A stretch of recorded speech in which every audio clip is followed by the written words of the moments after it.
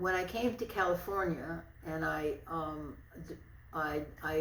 split from my husband, and that's another long story which I do not want to get into now. I said, wait a minute, didn't I go to art school? Oh, yeah, I did. I went to the Rhode Island School of Design. Now, what did I major in? Oh, sculpture. Okay, I think I'll do sculpture. And that was over 50 years ago now. And I've been doing it ever since. But I've not only sculpture, I've been doing mixed media and photography and collage and bas relief and anything you can imagine. I just do everything. I feel like it. So maybe we'll end with this question, Mary Curtis. How would you describe yourself? Who are you? An artist? Are you an activist? Are you a person who's trying to change the system? How do you see your life up until now and where it's going, and how would you describe yourself? Yeah.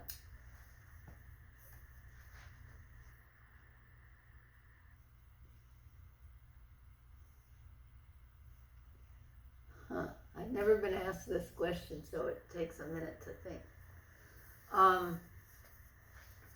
I would say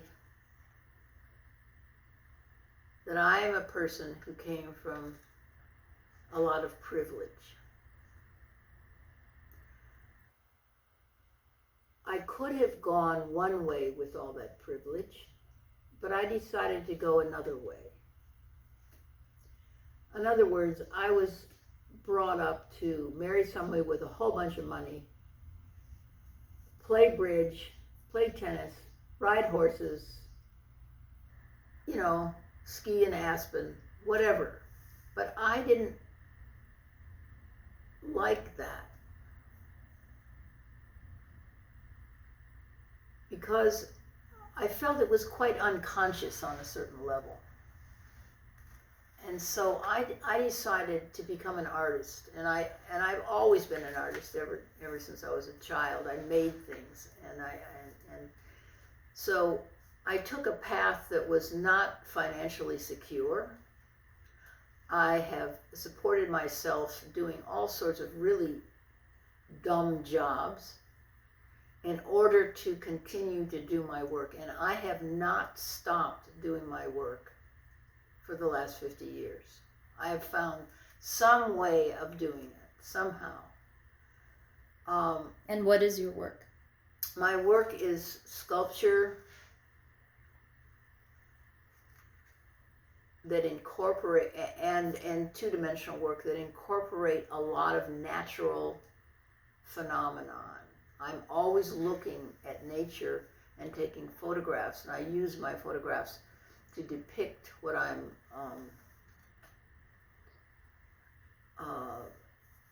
to depict what I see as beautiful, and I take all these photographs, and then I pick something to make a composition, and I overlay, and I use paints and watercolor and verandage and colored pencils and graphite and all sorts of things, anything that I know how to use to make a composition that hopefully will convey something about nature and the beauty of nature and the calmness of nature. Do you feel that you've achieved the goal that you had set out for yourself through your work? Yes and no. I mean, if someone will look at my resume, which is about 9 pages long at this point, and one could say, oh, and she's had like 150 group shows and 35 solo shows. This is a successful artist. And yes, I could say I was a successful artist. What has been difficult for me is that in this capitalist society, the attitude is if you don't make money, you're not worth anything.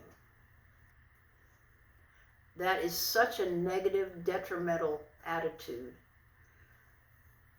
It's really gotten in my way over the years.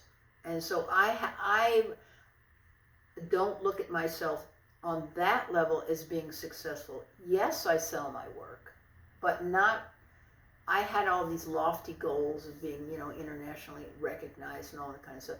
That has not happened, and that is not going to happen in my lifetime. I don't think. I'd be very surprised. What I have learned, though, is to be grateful.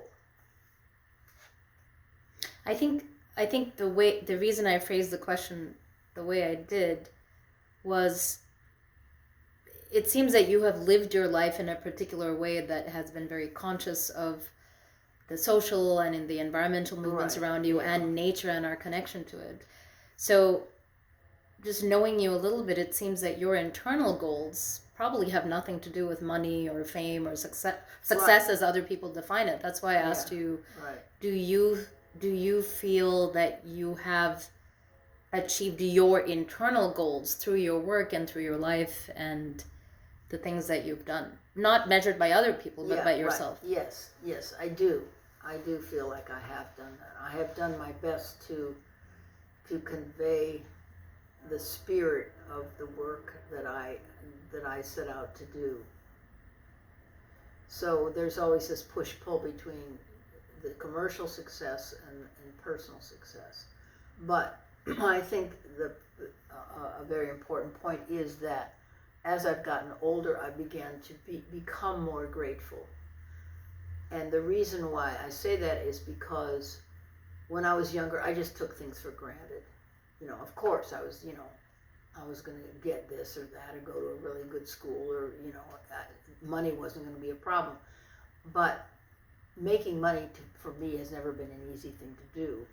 And so I am in a situation where I get to do my own designs. I get to have input and then make things that are coming from me, and I feel very, very grateful to have had the privilege of doing that for all these years.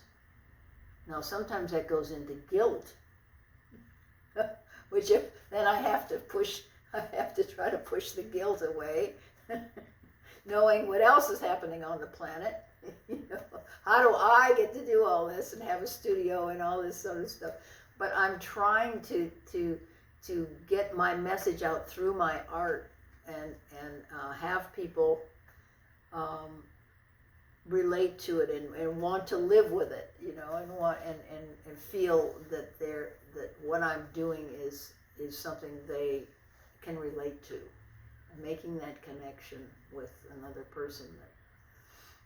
Thank you so much, Mary Curtis. You're such an amazing individual. Thank you so much for your time today. You're welcome.